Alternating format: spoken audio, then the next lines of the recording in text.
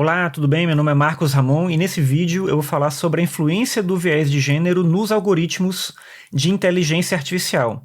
A ideia é falar sobre isso a partir de três aspectos principais. Um é a existência de assistentes virtuais, depois eu vou falar sobre algoritmos de contratação e também vou falar sobre o impacto do viés na percepção e no tratamento, de maneira mais ampla. Bem, quando a gente fala de inteligência artificial, a gente está falando sempre de uma coisa que, ao mesmo tempo que nos impressiona por conta dos avanços que são muito rápidos, muito incríveis, de produtos que prometem mudar o nosso jeito de trabalhar, de fazer as coisas, a gente vai também olhar, do outro lado, os vieses que podem estar embutidos nos algoritmos. E entre esses vieses, o de gênero ele é particularmente alarmante, porque ele reforça desigualdades que já são existentes e limita a capacidade de diversas pessoas de acessar oportunidades e recursos de forma justa. Então, como eu falei, eu vou trazer três exemplos aqui. O primeiro é o exemplo de assistentes virtuais. A escolha da voz e a personalidade feminina para assistentes virtuais como Siri, Alexa ou assistente do Google não é uma coisa aleatória. Tem um livro, que é um livro que chama Mulheres Invisíveis: O Viés dos Dados em um Mundo Projetado para Homens. É um livro da Caroline Pérez. Esse livro é interessante porque ela vai discutir que o uso predominante de vozes femininas nesses assistentes reflete e reforça o estereótipo de que as mulheres têm que desempenhar papéis subordinados, papéis de suporte. E a Pérez ela vai argumentar que essa decisão de design, porque é uma decisão, né? Não precisava ser uma voz feminina, que essa decisão contribui para a manutenção de um tipo de norma cultural em que a mulher normalmente é vista como propensa a servir. E esse viés se torna ainda mais evidente em situações onde esses assistentes têm que responder de forma passiva a comentários agressivos, sexuais. Isso é uma coisa que é relatada, inclusive, numa pesquisa que foi divulgada pela Unesco. Esse relatório da Unesco, que tem um título em português que seria Eu Coraria, se eu pudesse, corar no sentido de ficar envergonhado. Ele vai trabalhar a ideia de que a resposta padrão de alguns assistentes virtuais a assédios verbais foi por vários anos uma situação de submissão ou de aceitação passiva. O título mesmo, né, do relatório é uma metáfora para tentar pensar sobre esse processo de humanização da tecnologia, atribuindo à tecnologia a capacidade de sentir vergonha porque ela não tem. E essa escolha sugere que a tecnologia em si, ela reflete já desigualdades de gênero presentes na tecnologia. E aí esse corar, né, essa ferramenta corando diante da disparidade na participação de mulheres também no campo digital. Então a proposta do estudo é justamente investigar e propor soluções para essa lacuna de gênero nas habilidades digitais, porque a gente pode incentivar uma série de pessoas a terem uma atitude agressiva diante de uma voz feminina, e isso é levado depois para todo mundo, né? Para o mundo como um todo, não só para o assistente virtual, mas para qualquer mulher com quem aquela pessoa vá conviver. No contexto educacional, a gente pode ver como esse viés ele pode impactar os estudantes desde cedo, na forma como eles percebem os papéis de gênero. Tem um experimento que é relatado num livro que chama Algoritmos da Opressão, e a autora ela coloca que alunos, né, que estudantes que interagem com assistentes virtuais com personalidades femininas acabam internalizando a ideia de que as mulheres desempenham um papel de apoio e que elas são submissas e que elas podem ouvir qualquer coisa sem reagir. Então eles internalizam isso e acabam tratando outras mulheres da mesma forma. Bem, o outro exemplo que eu falei que eu queria tratar era o exemplo de algoritmos de contratação. Então, eu acho que é outro ponto aí importante em que o viés de gênero ele se torna ali muito problemático. Em 2018, a Amazon passou por uma série de críticas porque ela desenvolveu um algoritmo de recrutamento, e esse algoritmo, sem que ninguém, a princípio, né, tivesse decidido isso, ele discriminava mulheres.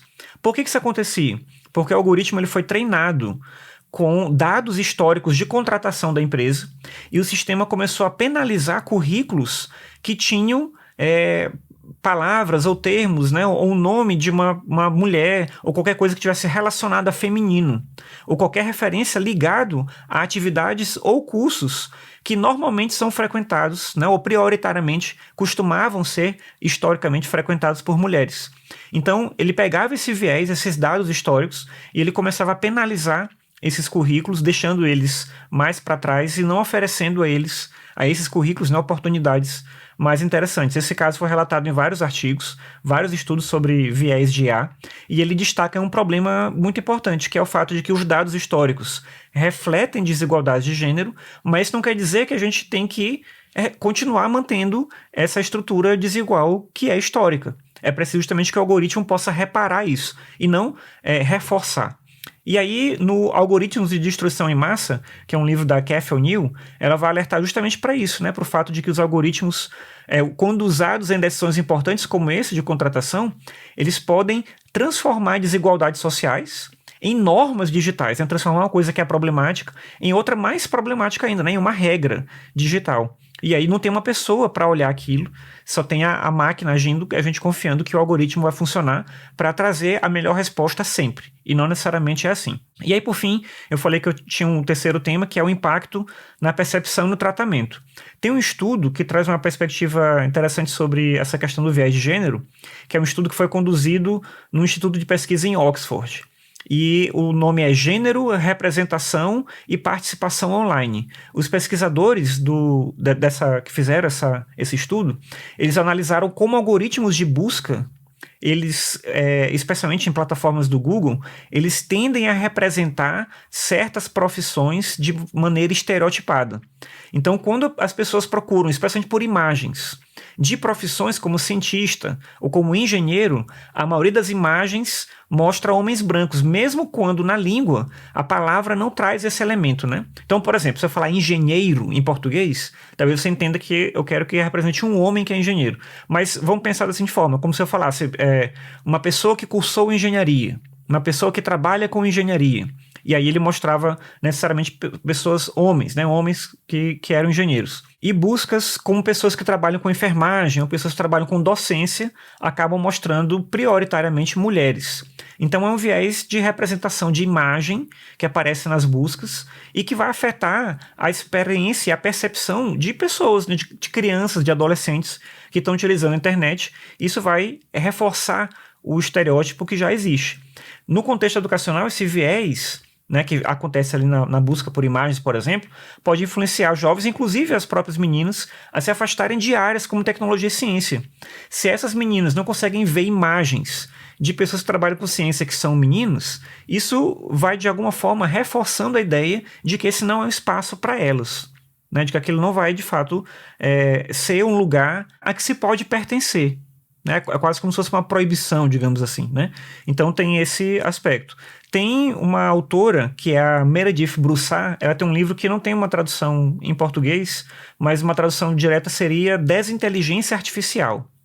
Né? Então ela vai tratar nesse livro, ela vai discutir como os erros dos algoritmos, eles não são inconveniências. Ela vai dizer que são falhas, e falhas que são autorizadas por alguém.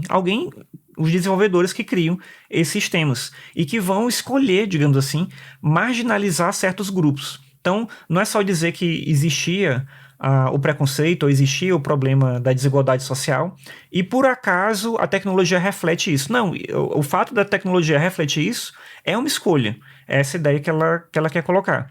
E a análise desses três aspectos que eu trouxe aqui, assistentes virtuais, algoritmos de contratação e impacto na percepção, esses aspectos eles vão ilustrar a profundidade do problema do viés de gênero na inteligência artificial. E aí eu acho que por meio da compreensão e da crítica de como os viés de gênero afetam a inteligência artificial, a gente pode começar a desenvolver práticas e políticas para assegurar que a tecnologia possa trabalhar a favor de todos e não apenas de alguns, que são esses que já eram beneficiados historicamente. Então, para alcançar esse objetivo, é importante que a gente fique atento aos dados que a gente utiliza, às intenções por trás das aplicações. A gente tem que criticar quando a gente percebe ferramentas que procedem dessa forma e, especialmente, lutar para que mais pessoas, que as equipes elas tenham diversidade de pessoas, que tenham homens, que tenham mulheres, que tenham pessoas negras, pessoas de diferentes contextos, para que se possa, de fato, pensar e refletir sobre um sistema de tecnologia que possa não só refletir a sociedade que existe, mas ser estruturada para promover não só um desenvolvimento tecnológico também, mas também um desenvolvimento social, um desenvolvimento humano. Porque a tecnologia só para gerar mais tecnologia e gerar mais lucro, isso a gente já tem de monte, né? Seria necessário a gente repensar o uso da tecnologia, entendendo que ela deve ter também esse viés social como uma marca muito forte daquilo a que ela deve se prestar. Bem, obrigado por você ter assistido esse vídeo. Meu nome é Marcos Ramon, você pode acessar o meu site em marcosramon.net e ver as coisas que eu costumo produzir por lá. É isso, até mais, tchau.